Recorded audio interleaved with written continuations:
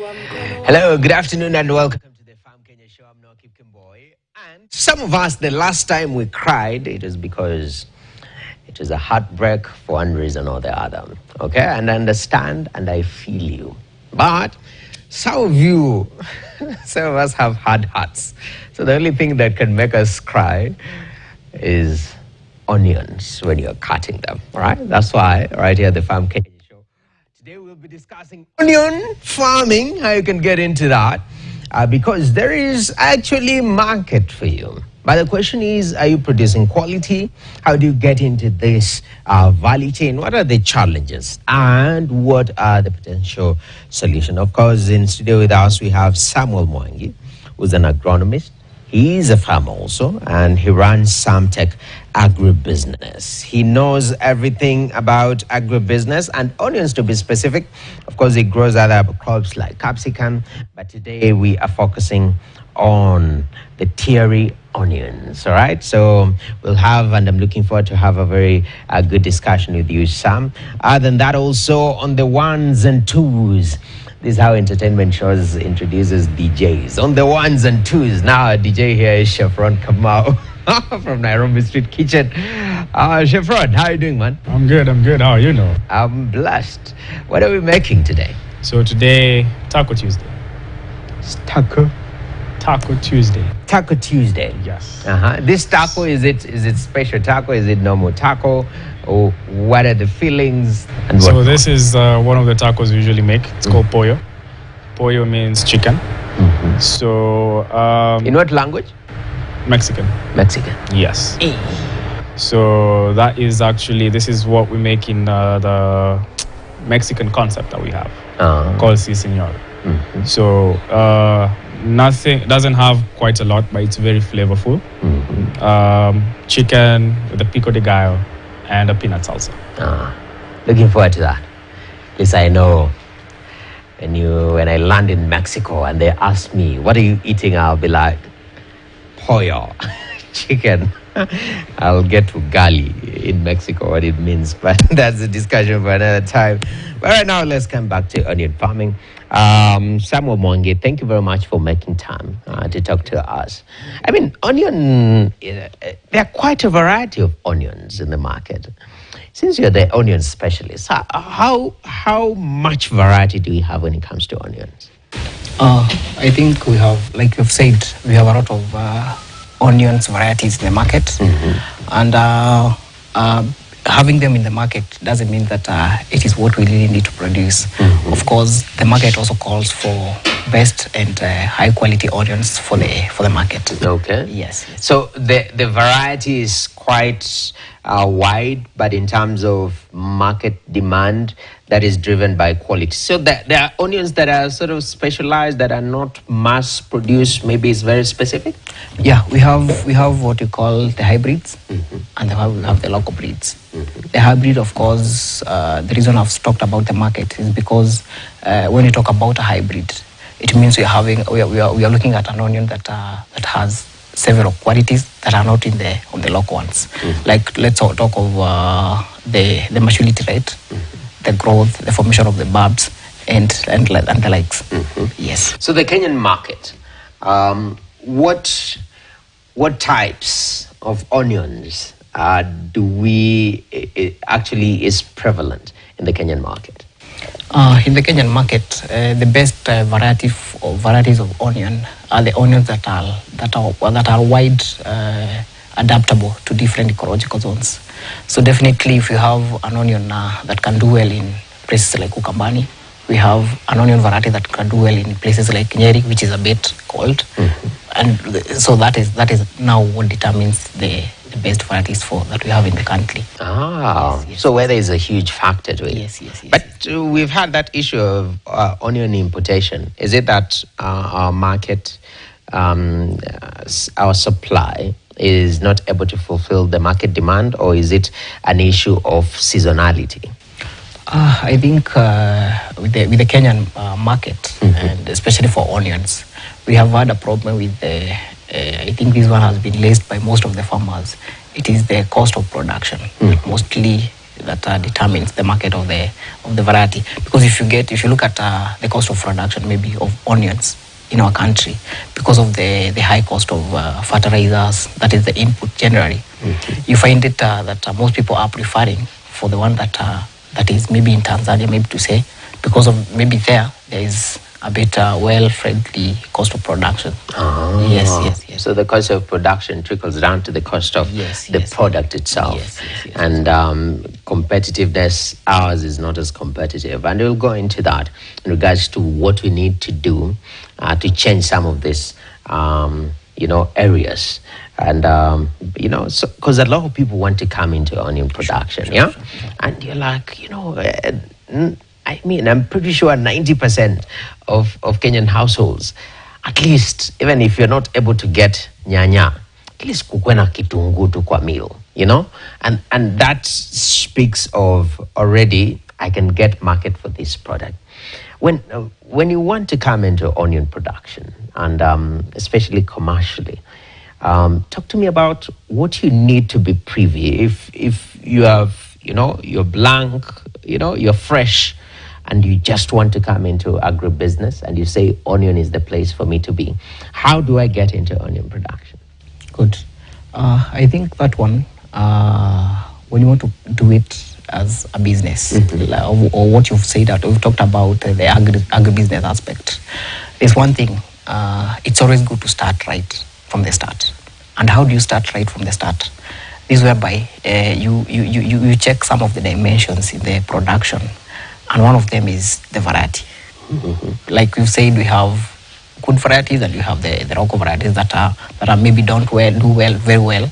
So those are some of the parameters that you're supposed to check on the variety. You're also supposed to consider the production areas for you now to know that if I want to do onions in places like Ukambani, which varieties am I supposed to go? Am I supposed to plant? That will guarantee me that I'll have production and high production. And some of these, when you talk about areas, we usually talk about the first thing that, and it's very important, especially for those people who want to start to venture into onions. It is very important to know your soil, the soil that you're planting your onions. Because remember, the soil is the basic in every production. Because for most of the crops that we usually grow, they are usually limited with the soil. So the first thing that you have to know or to have a knowledge of your soil is my soil able to support the onion farming? Yes. Okay. And number 3 is on the market. You're supposed to really check on the market because, like you've said, you're doing it commercially, and definitely you're doing it so that at the end of it all, you're able to get something out of it all. You're able to have a market that will give you a good price, let's talk of price, for you to have or to make a fortune from it. Okay. Yes. Wow. So starting with the production element of it, you've spoken about the soil being the foundation. And unfortunately for majority of our farmers, there's been the element of depending on be it rain-fed agriculture. In terms of our weather situation determines how we produce. For onions, in terms of that land preparation, first of all, depending on the region that you are in, that will shape the variety that you're growing. Yes. Help us understand, give us examples, which regions and which varieties merge best. Good. Let me take the common region, that is Ukambani, which is known to be dry and also very hot. So there are specified varieties of onion that does well in such zones. And one of the best onion varieties is one we call the Red Coach. We have the Neptune. At least those two, they are onions varieties that can be able to have the adaptation because you understand that this place like Ukambani, it is very hot. So it means you need a crop that will be able to adapt to those conditions. Yes. So that is for hot areas. Yes. Do you also have, the Kinangops of this world? Yes. Yes. What usually happens with onions, like this one particularly here, I've come with the studios, is that we have onions varieties that are able to to be adaptable to a wide ecological zones. Like we find out that for an onion like Neptune and the red Creole, we have the red Coach. Those are varieties that are known to do well in almost all the areas in Kenya that we have, be it a cold area, be it a hot area. Yes. Okay. So it's very versatile. Yes. Okay. So you've gotten your variety in order. You've gotten your soil on check. You've brought somebody, a specialist, helped you. You've started. You've planted. In terms of farm practices, best practices in the farm area, are there loopholes there that if you don't do it right, you might actually fail to get the maximum production that you expect? And how do you do it right at the farm level? Good. I think we have so many loopholes, like you've mentioned. And one of the loopholes, when you talk about onion production, is the irrigation method. That is now what determines how are you able to feed your onions with water, because water also forms another element that is so important and that you cannot grow in a crop without. Number two, let me get back to soil. You also, like I mentioned, you also need to know the status of your soil. And when you talk about the status of the soil, we mean we are so much looking at the levels of the nutrients, because even onions have their own levels of nutrients that are supposed to be on the soil. Okay. So one of the loopholes, and most farmers I've seen most farmers making a problem from that, is that if you don't know the status of your soil, you don't know what to supply your onion once you grow them. But when you know the status of your soil, you're able to know that my soil maybe has a deficiency in maybe nitrogen, which is needed by the onions. So you're able to work on that. Number two, like I've mentioned on the irrigation method, there are different irrigation methods that can also hinder you from achieving the optimum levels of production for your onions. And when you talk about the irrigation methods, of course we have farmers who usually depends on the rainfed. And you see nowadays with unpredictables weather condition or weather patterns in our country, yes, it becomes very hard for you to predict that at a certain time you'll have rain. So it becomes a problem. And we narrowed down now to the different methods of irrigation that we have for the onion production. And number one is that we have what we call the drip irrigation. Drip irrigation. That one is installed in the farm using pipes that are able to supply your onion with water as needed. We also have number two method is the basin. Is where if now basin, and of course I'll come to that. These different irrigation methods have different water intake or water requirements for the same. Like let me check. Let us check on the irrigation system. The irrigation system, this one is where maybe you have limited water, so it's able to give your crop efficiency, and you're also able to not to use a lot of water for the same. And when you talk about the basin, the basin, this way they are like what do you call them? They are like bench-like or basin, that like the word suggests, whereby you add water and you have poached the onions. But of course, this one has a limitation of that you need a reliable source of water, maybe a river. Yes. Oh, okay. So at the farm level, check your water supply, that is irrigation. Yes. Make sure that you're doing it properly. You've spoken about soil. Test your soil before planting anything, so that you know where the deficiency is. How long do onions take to mature? Onion takes around 90 to 100 days. That is close to 4 months. Okay. Yes. So after 90 to 100 days, you are ready to harvest. Yes. That's quite interesting. Now, in the harvesting process, because there's that big discussion in the Kenyan agricultural industry of post-harvest losses.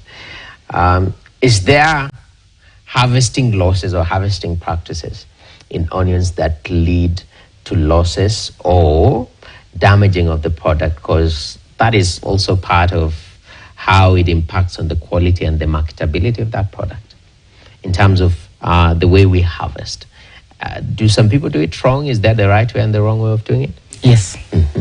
We have different methods now to tackle post-harvest losses. And for the onion, remember onion, we are harvesting the bulb. And some of the things that usually make these onions get to the post-harvest losses. One of them is the irrigation. And this now we are not going to say which irrigation method, but maybe you planted your onions. Basically, I think this is more of the timing of the time that you're going to plant. Okay. Because this irrigation, the onion itself doesn't like waterlogging, doesn't like a lot of water again. Because of them, the bulb might be damaged. So basically, when you're talking about the post-harvest losses and how to manage it, you're supposed to be very keen on the time of planting of your onions, so that maybe by the time you're harvesting them, it is during the dry season. Okay. That is one of them. Number two, on post-harvest losses, there are ways that we are able to, when the onion is leaded for maturity, there are several practices that we usually practice on the plant. Okay. There is one that we call the curing. This one now reduces the chances of post-harvest losses. Remember, this onion from itself, you see it has the bulb that is on the soil, and it has the leaves which are on the surface. So these leaves, remember, they have water, and if you harvest them in the long way or without considering, I think I'll be able to explain that on the curing process. This moisture will go to the bulb, and if it goes to the bulb, it will go and make the bulb maybe to rot, just like it has lot from the excess water on the ground. So now there are processes, or what we call the curing process, that usually helps the onion to have an edge curing before you harvest. Okay. And what we usually do is that we break the neck just after the onion has matured. You can just use this. Yes. Let me give this to you. Yes. So the bulb is under. Yes. And the leaves are on top. Yes, this is the bulb. And this is what we are mostly interested on. Okay. Because this is what we shall have as the end product. And now let's take an example. This onion is, although this one is not really matured, but it's almost. Now this is the part that we need. Okay. And we are going to have, let's take, for example, this is already mature. And we need this. So what we do, if you, from the look, you see the onion is still healthy on the upper part, and the bulb is already ready. So what we do, there's this process that we usually call as, or known as the curing process. Okay. This is where you know my onion is ready, and the bulb is ready for harvest. So you break this part, like that.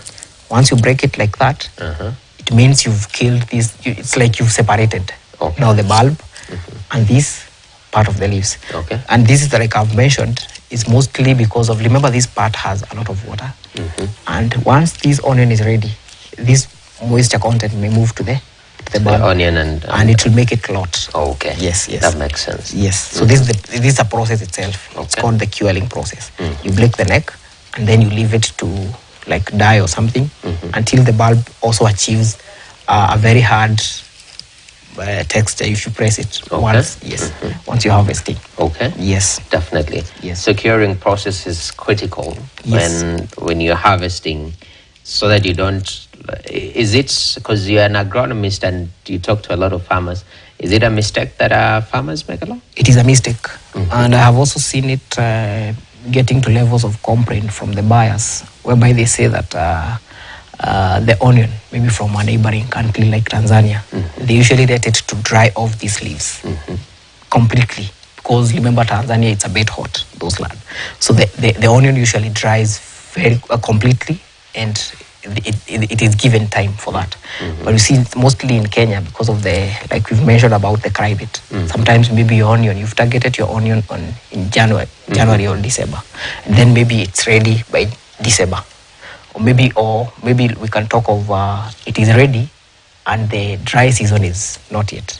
So you need to accelerate the process. Yes. And this is now where you apply, because remember again, if the rain comes, it will now means that your bulb will be destroyed because of the levels of the moisture from the rain.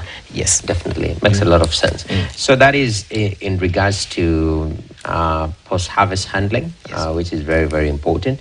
You talked about the market initially, and you say that it's a competitive market.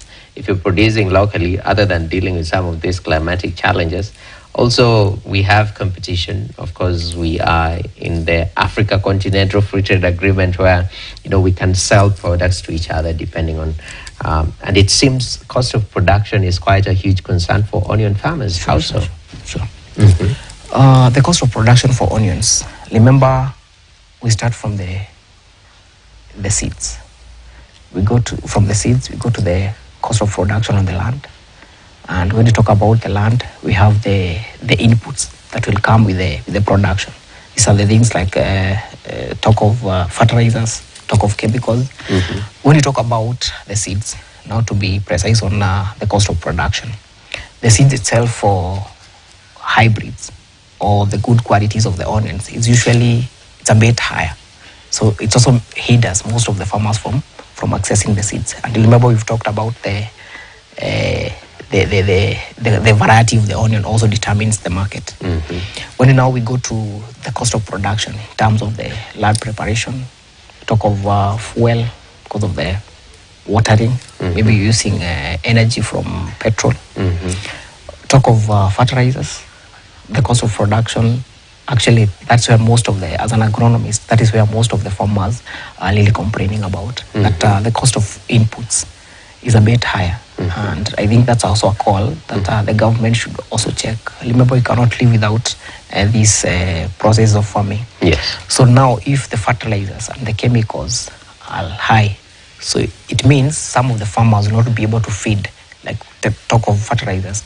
Most farmers will not be able to feed because of the rising levels of the cost of the fertilizers.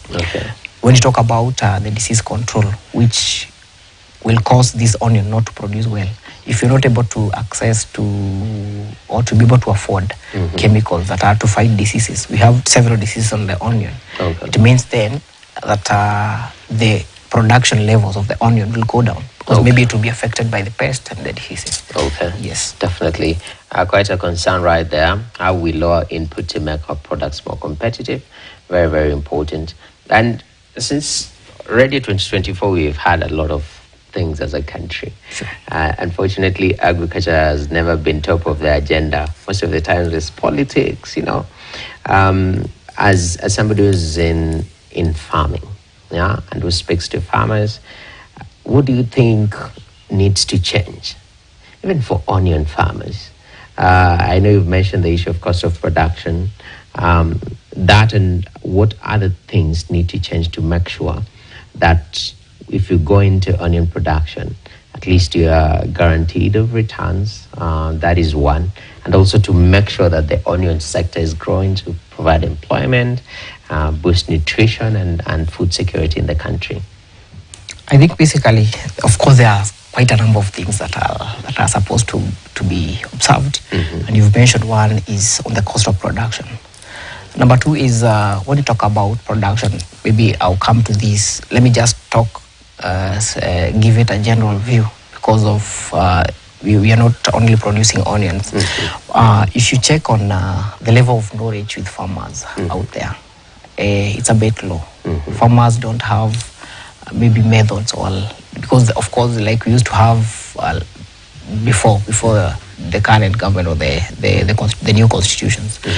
Most farmers, when you go to their farms, they usually they used to have extension officers who used to walk around farms advising farmers on the best varieties that is doing well for a certain area.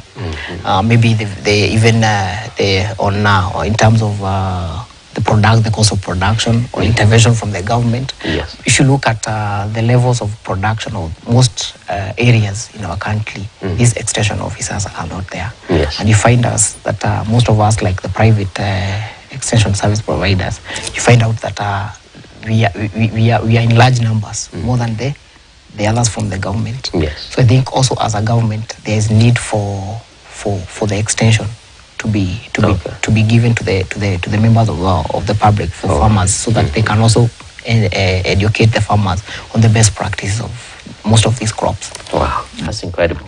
Samuel, thank you very much. This has been amazing. Learned so much about onions, and thank you very much for what you're doing also with Samtech Agribusiness. I think when I see young men and women in Kenya running businesses, especially in such a critical sector as agriculture, is very encouraging for many of our viewers out there. So keep doing what you do. We appreciate you. Samuel Mwangi, agronomist, farmer, also the proprietor of Samtech Agribusiness, and he says that onions do hold so much potential, but there is so much to be done, especially at the policy level, since everyone is talking policy. How about we find ways of lowering the cost of production?